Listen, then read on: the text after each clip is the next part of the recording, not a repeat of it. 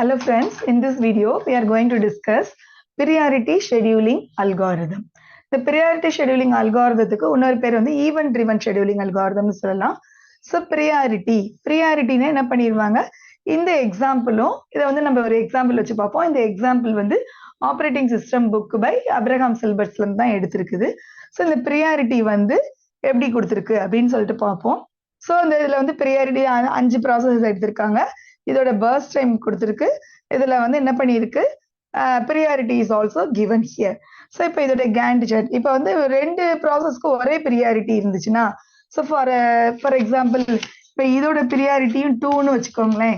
So அப்போ in case இதை 2ன்னு எடுத்தோம்னா எதை வந்து ஃபர்ஸ்ட் எக்ஸிக்யூட் பண்ணோம்னா, ஃபர்ஸ்ட் கம் ஃபர்ஸ்ட் சர்வ்ல இதை பிரேக்கப் பண்ணி P1 ஃபர்ஸ்ட் எக்ஸிக்யூட் பண்ணோம், 2வது ஜாப். அதுக்கப்புறம் தான் P5 எக்ஸிக்யூட் பண்ணோம்.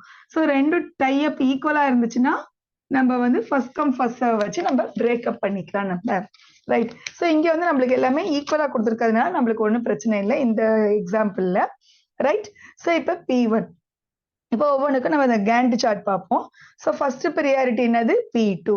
இப்போ என்ன பண்ணணும், அப்போ மொத்த ஜாபையும் ஃபுல்லா பார்த்துட்டு அதோட ப்ரியாரிட்டி பேஸ் பிரகாரம் தான் அதை என்ன பண்ணணும், அப்போ நெக்ஸ்ட் ஜாபோடைய ப்ரியாரிட்டியும் இதுல பார்க்க வேண்டி இருக்குது. இது ஒரு முக்கியமான விஷயம். ஸோ இப்போ இதுல பாத்தீங்கன்னா ஃபர்ஸ்ட் வந்து என்னது, P2 எக்ஸிக்யூட் ஆகுது 0 to 1, இதோட 1 first time.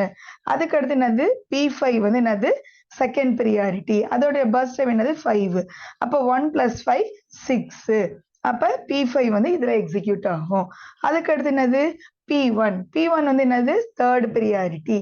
So third priority 10. அப்ப 6 + 16 16. ஸோ இந்த மாதிரி என்ன பண்ணிடுறோம், நம்ம P3க்கு P4க்கு நம்ம கேண்ட் சார்ட் போட்டுடுறோம். ஸோ இப்போ ஒவ்வொன்னோட வெயிட்டிங் டைம் எவ்வளோன்னு சொல்லிட்டு பார்ப்போம். ஸோ P2ஓட வெயிட்டிங் டைம் என்னது 0. அதுக்கு அடுத்து P5ஓட வெயிட்டிங் டைம் என்னது 1.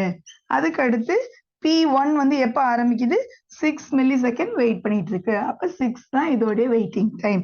அதுக்கு அடுத்து P3ஓட வெயிட்டிங் டைம் என்னது 16. ஸோ 16. அதுக்கு அடுத்து P4ஓட வெயிட்டிங் டைம் என்னது 18. ஸோ அப்ப டோட்டல் ஆவரேஜ் வெயிட்டிங் டைம் எவ்வளோமா, 6 + 0 + 16 + 18 + 1, மொத்த ப்ராசஸ் 5. ஸோ அப்ராக்சிமேட்லி 8.2 மில்லி-செகண்ட் தான் இதோடைய ஆவரேஜ் வெயிட்டிங் டைம்.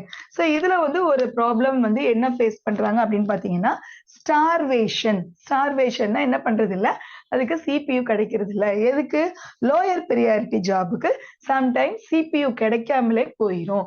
ஸோ அப்ப லோயஸ்ட் ப்ரியாரிட்டி ஜாப்ல என்ன பண்ணுது, இந்த ப்ராப்ளம், அந்த ப்ராப்ளத்துக்கு பேர் தான் ஸ்டார்வேஷன் அப்படின்னு சொல்றோம். இந்த ஸ்டார்வேஷன் ப்ராப்ளத்தை எப்படி ஹேண்டில் பண்ணலாம், சால்வ் பண்ணலாம் அப்படின்னு பாத்தீங்கன்னா, ஏஜிங்ன்ற இதை வச்சு நம்ம சால்வ் பண்ணலாம். அதாவது என்னன்னா, ஏஜ் ஆக ஆக, அதாவது டைம் ஆக ஆக இதோட லோயஸ்ட் ப்ரியாரிட்டி ஜாபோடைய ப்ரியாரிட்டியை இன்க்ரீஸ் பண்ணி என்ன பண்ணலாம், லோயஸ்ட் ப்ரியாரிட்டி ஜாப் எல்லாம் எக்ஸிக்யூட் பண்ண வைக்கலாம். அதுதான் ஏஜிங்கிறது தான் solution to the starvation problem.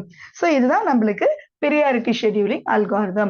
I hope it is very clear to you about this priority scheduling, CPU scheduling algorithm. Thank you.